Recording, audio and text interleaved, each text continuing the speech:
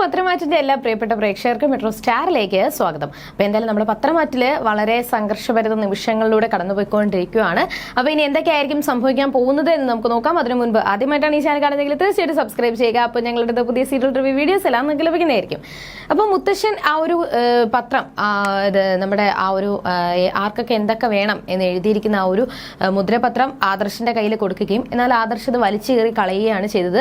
അപ്പോൾ ഇത് കണ്ടതിന് ശേഷം ഭയങ്കര ഒരു ഷോക്ക് അടിച്ച് നിൽക്കുന്നത് ജലജയും നമ്മുടെ നവ്യയാണ്. കാരണം ഒരുപാട് ആഗ്രഹിച്ചിരുന്നു ആ സ്വത്തുക്കൾ കയ്യിൽ കിട്ടണമെന്ന്. എന്നാൽ അത് ആ കിട്ടാത്തതിന്റെ ആ ഒരു സങ്കടം അവരുടെ മുഖത്തുണ്ട്. അങ്ങനെ അതിന്റെ പേരിൽ എന്തിനാ നീ ഇങ്ങനെ കാണിച്ചത് എന്നൊക്കെ ചോദിക്കുമ്പോൾ ഒരിക്കലും മുത്തശ്ശനെ വിട്ടിട്ട് പോകാനായിട്ട് എനിക്ക് സാധിക്കത്തില്ല. ഈ വീട്ടില് മുത്തശ്ശൻ ജീവിച്ചിരിക്കുന്നിടത്തോളം കാലം ആരും ഈ ഒരു വീട് വെട്ടിമുറിക്കാനായിട്ട് ഞാൻ സമ്മതിക്കത്തുമില്ല. എല്ലാവരും ഇവിടെ തന്നെ ഒരു കൂട്ടുകുടുംബം പോലെ സന്തോഷത്തോടെ ജീവിക്കണം എന്ന് ആദർശ് പറയുകയും എന്നാൽ അത് തന്നെ ദേവയാനിയും ജയനും എല്ലാവരും ഏറ്റുപറഞ്ഞ് മുത്തശ്ശിയൊക്കെ പറയുന്നുണ്ട് അങ്ങനെയാണ് ഞങ്ങളുടെയും ആഗ്രഹമെന്ന്. അങ്ങനെ ആ ഒരു സംസാരങ്ങളൊക്കെ ഇങ്ങനെ നിൽക്കുന്ന സമയത്ത് മുത്തശ്ശൻ പറഞ്ഞത് ഇപ്പോൾ നിനക്കിത് കീറിക്കളയാനായിട്ട് സാധിച്ചു, പക്ഷേ എന്റെ കാലശേഷം ആരും സ്വത്തിന് വേണ്ടി അടിയുണ്ടാക്കാതിരിക്കാൻ വേണ്ടിയാണ് ഞാൻ ഇങ്ങനെ ചെയ്തത്.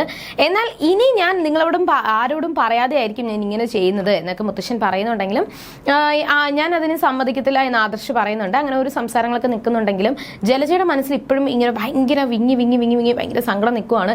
ഞാൻ ആ സ്വത്തിനകത്ത് എഴുതിയിരിക്കുന്നത് ഞങ്ങൾക്ക് എന്ത് ഭാഗമാണ് വീതിച്ചു വെച്ചിരിക്കുന്നത് പോലും കാണാനായിട്ട് എനിക്ക് സാധിച്ചില്ല. ഇനി അത് എങ്ങനെ അറിയും?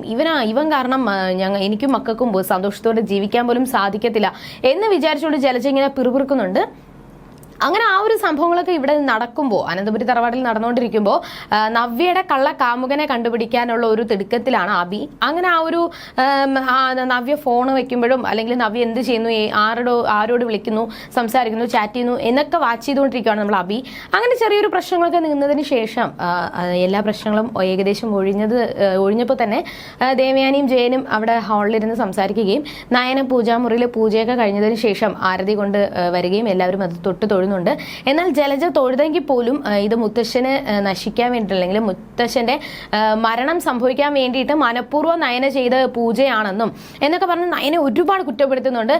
എന്നാൽ ഇതെല്ലാം കേട്ടിട്ട് ജയൻ തിരിച്ച് ജലജയോട് ദേഷ്യപ്പെട്ട് സംസാരിക്കുകയും അങ്ങനെ അതിന്റെ പേരിലുള്ള ചെറിയ സംഘർഷങ്ങൾ നടന്നുകൊണ്ടിരിക്കുന്ന സമയത്ത് മുത്തശ്ശൻ വരികയും ആ ഒരു തട്ടം തൊഴുതതിന് ശേഷം മുത്തശ്ശൻ അവിടെ ഇനിയിപ്പോൾ എനിക്ക് എത്ര നാൾ ആയുസ്സുണ്ടെന്ന് എനിക്ക് അറിയാൻ സാധിക്കത്തില്ല, എനിക്ക് പറയാൻ പറ്റത്തില്ല. പക്ഷെ ആയുസ് ഉള്ളിടത്തോളം കാലം എല്ലാവരും സന്തോഷത്തോടെ ജീവിക്കണം എന്ന് എനിക്ക് ആഗ്രഹമുണ്ട്, നയനയും ആദർശം സന്തോഷത്തോടെ ജീവിക്കണം എന്ന് എനിക്ക് ആഗ്രഹമുണ്ട് എന്നൊക്കെ പറഞ്ഞ് മുത്തശ്ശൻ ഇങ്ങനെ ഓരോ കാര്യങ്ങൾ പറഞ്ഞുകൊണ്ടിരിക്കുന്ന സമയത്താണ് ഡോക്ടർ വരുന്നത്.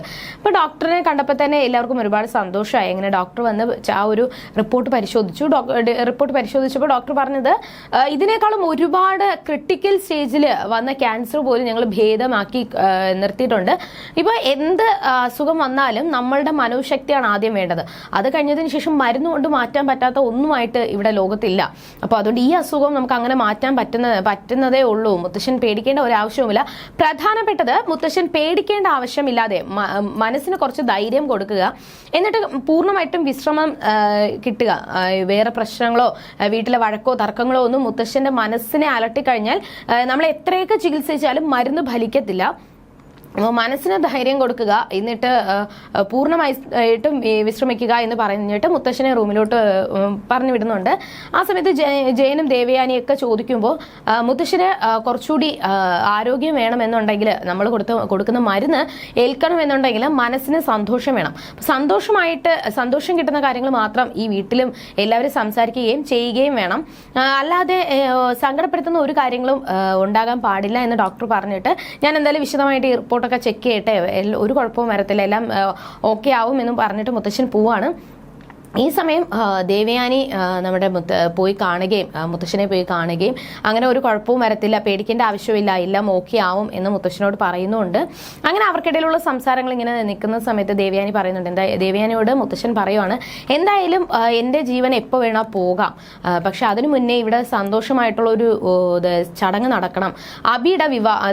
നമ്മുടെ അനിയുടെ വിവാഹം നടക്കണം.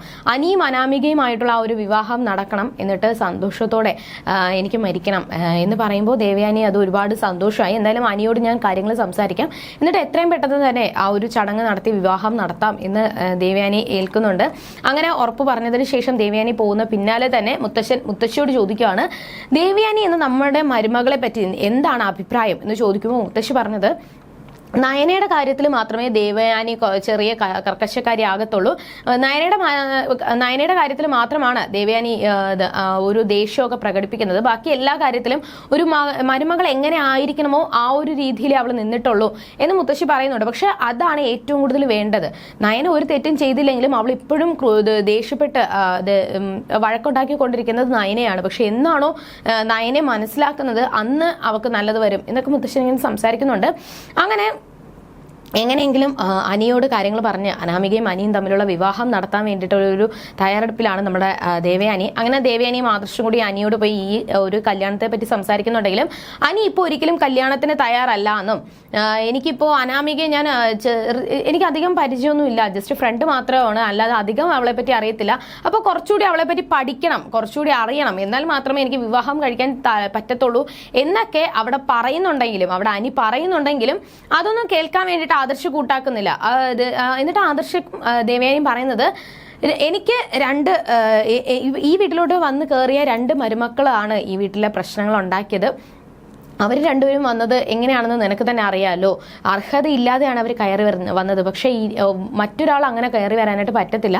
നമ്മളെല്ലാവരും കൂടി ഉറപ്പിച്ച് വെച്ച കല്യാണമാണ്. അപ്പോൾ മുത്തശ്ശൻ്റെ സന്തോഷത്തിന് വേണ്ടിയിട്ട് ഈ വിവാഹം നടന്നേ പറ്റത്തുള്ളൂ എന്ന് ദേവയാനി ആദർശോടെ പറയുകയും, നയനെ പറ്റി ആദർശ് കുറ്റം പറയുമ്പോൾ ഏട്ടത്തി ഈ വീട്ടിൽ വന്നതാണ് ഏറ്റവും വലിയ ഐശ്വര്യം, പക്ഷെ അത് ഏട്ടന് മനസ്സിലാവത്തില്ല എന്ന് പറയുന്നുണ്ട്. അങ്ങനെ ആ ഒരു വിവാഹത്തെ പറ്റി ചെറിയ ചെറിയ തർക്കങ്ങൾ അവർക്കിടയിൽ സംഭവിക്കുന്നുണ്ട്. എന്തായാലും അനിയും അനാമികയും തമ്മിലുള്ള വിവാഹം എന്തായാലും ഉടനെ ഉറപ്പിക്കും, ഉടനെ തന്നെ കാണുമെന്ന് ഒരു കടുത്ത തീരുമാനം പറഞ്ഞതിന് ശേഷം ദേവയാനിയും ആദർശം പോകുന്നുണ്ട്.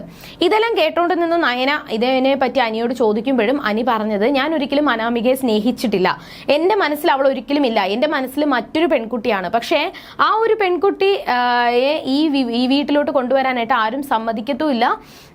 അതിൻ്റെ പേരിൽ ചെറിയ വഴക്കുകളും ആവുന്നത് കൊണ്ടാണ് ഞാൻ ഒരു പെൺകുട്ടിയെ പറ്റി പറയാത്തത് എന്ന് പറയുമ്പോൾ നയന പറഞ്ഞത്, അങ്ങനെയാണെങ്കിൽ ആ പെൺകുട്ടിയെ നീ മറക്കുന്നതാണ് നല്ലത് എന്ന് അവിടെ നയന പറയുന്നുണ്ട്. എന്നാൽ അതെനിക്ക് ഒരിക്കലും സാധിക്കത്തില്ല എന്നാണ് അനി പറഞ്ഞത്. പക്ഷേ തൻ്റെ സ്വന്തം അനിയത്തെക്കുറിച്ചാണ് അനി പറയുന്നത് എന്നുള്ളൊരു കാര്യം ഇതുവരെ നയനയ്ക്ക് മനസ്സിലായിട്ടില്ല. അവിടെ വെച്ച് കഥ അവസാനിക്കുവാണ്.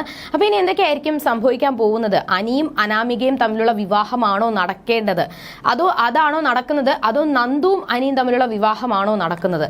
പ്രേക്ഷകർക്ക് എന്താണ് തോന്നുന്നത്? തീർച്ചയായിട്ടും കമന്റ് ചെയ്യുക. ഇനി എന്തൊക്കെ സംഭവിക്കുമെന്ന് നമുക്ക് വരുന്ന ആളുകളിൽ കണ്ടറിയാം. അതുവരെയും ബൈ.